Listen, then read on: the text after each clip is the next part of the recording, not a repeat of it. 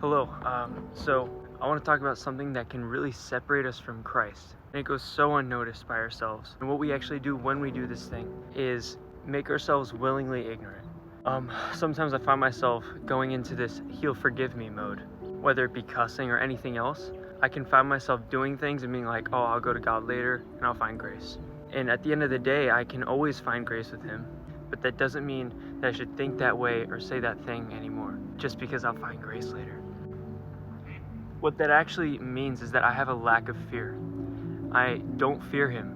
God is obviously a loving father and there to guide us and not kick us when we fall, but I think we just don't understand how holy he is. The things that we don't see when we do those things are disgusting, and he hates those things.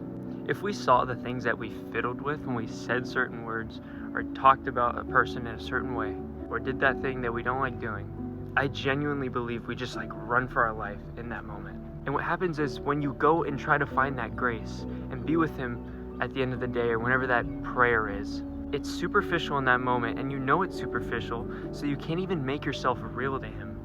And you don't even believe that he sees you for who you actually are.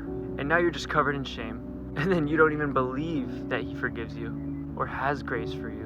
And then you have no release, so you think, I might as well go deeper, subconsciously. So the next day you go ahead and do it again. I go ahead and do it again. Paul says, how can we who died to sin live in it any longer? And it's so hard to sometimes think, oh my gosh, have I died to sin? Oh my gosh, I don't think I have.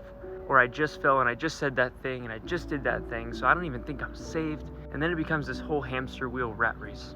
So this is just a reminder, I guess, even for myself, because I'm not above anyone I say this to, that I guess the way to just find that fear is to abide in his word. Jesus said, he who abides in my word abides in me. The word made flesh. And if I look at my Bible and I look at that word and I'm bored, then I'm not seeing what's actually in front of me. And that is his body, that is the bread. He says, I am the manna, the living bread.